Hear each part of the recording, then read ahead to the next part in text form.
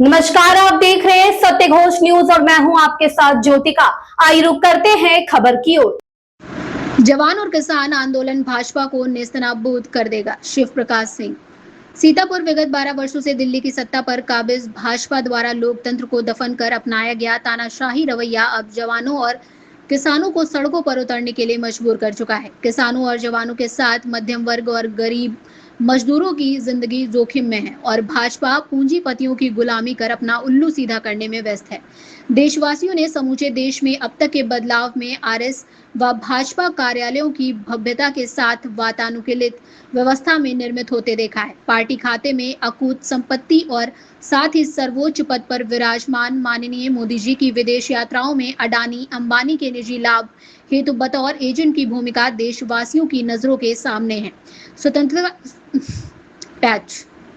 स्वतंत्रता के बाद अब तक प्रधानमंत्री पद पर पहुंचकर किसी भी पूर्व प्रधानमंत्री ने अपने द्वारा किए गए झूठे वादों को आज की मोदी गुलाम गोदी मीडिया बनाकर खुद का प्रचार नहीं किया। किसान मंच राष्ट्रीय सचिव प्रदेश प्रभारी शिव प्रकाश सिंह ने जारी प्रेस विज्ञप्ति में कहा कि हम सभी देशवासियों का दुर्भाग्य है जो आज न्याय व्यवस्था और समूची नौकरशाही पर कब्जा करके बेईमानी से हासिल सत्ता का खुलेआम दुरुपयोग कर आम जनमानस को वर्षों पीछे ढकेलकर सड़कों पर संघर्ष करने के लिए विवश कर दिया है। धर्म और जाति की राजनीति में उलझाकर राम जन्मभूमि सहित धार्मिक स्थलों पर श्रद्धालुओं द्वारा दान किए गए चंदे की लूट, हिंदू धर्म अनुयायियों व भक्ति में लीन महात्माओं के साथ भगवान के नाम पर किए गए छलावे से सभी आहत हैं। अब वो दिन दूर नहीं है, इन सभी लुटेरों को अपने द्वारा किए गए कुकर्मों के परिणाम भुगतने होंगे। देश का जवान, किसान, मध्यम वर्ग और मजदूर अब जागरूक और जागरूकता देश की सड़कों पर दिख रही है। सत्य घोष न्यूज चैनल सीतापुर से लक्ष्मीकांत वाजपेयी की खास रिपोर्ट। मैं शिवप्रकाश सिंह, राष्ट्रीय सचिव प्रदेश प्रभारी किसान मंच उत्तर प्रदेश, बताना चाहता हूं कि दिल्ली जंतर मंतर पर इकट्ठा जवान और दिल्ली बॉर्डर पर इकट्ठा हो रहे किसान विगत 12 वर्षों से भाजपा द्वारा अपनाए जा रहे तानाशाही रवैये के विरुद्ध एक ऐसी आवाज है जो शीघ्र ही इन्हें इनके पूर्व किए गए कुकर्मों का परिणाम भुगतने के लिए मजबूर कर देंगे। जैसा कि हम सभी को पता है, सिर्फ धर्म और जात के नाम पर राजनीति करके इन्होंने सिर्फ अपना ही स्वार्थ सिद्ध किया है। भाजपा के खाते में अकूत संपत्ति, आरएसएस के कार्यालय, भाजपा के कार्यालय जो वातानुकूलित हैं और अरबों खरबों की संपत्ति से बने हैं। गरीबों का शोषण करके, पूंजीपतियों को बढ़ावा दे करके इन्होंने सिर्फ अपने निजी स्वार्थ सिद्ध किए हैं। अब ये सब जनता की नज़रों के सामने है, जनता जान चुकी है, उसकी समझ में आ चुका है।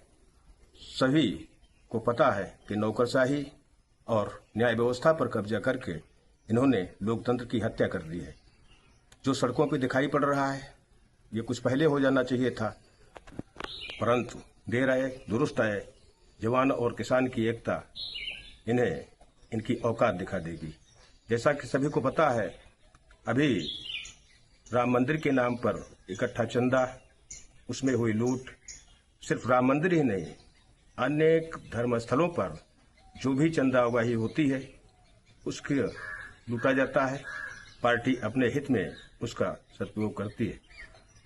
पूंजीपति अडानी और अंबानी के लिए विदेशों में जाकर के माननीय मोदी जी देश हित में कुछ न करके सिर्फ उनका बतौर एजेंट उनके फायदे का काम ढूंढते हैं और खुद विदेशों में देश का गरीबों की संपत्ति से अर्जित जो भी राशि है वो विदेशों में जाकर के इस तरीके से खर्च करते हैं अपने निजी स्वार्थ में कि सभी देखते रह जाते हैं। देश को किस तरीके से गर्त में पहुंचाया है, समूचे विश्व में इस समय देश की क्या स्थिति है, देखने लायक है। जय हिंद, जय भारत, जय जवान, जय किसान। इस खबर में बस इतना ही। बने रहिए सत्य घोष न्यूज के साथ।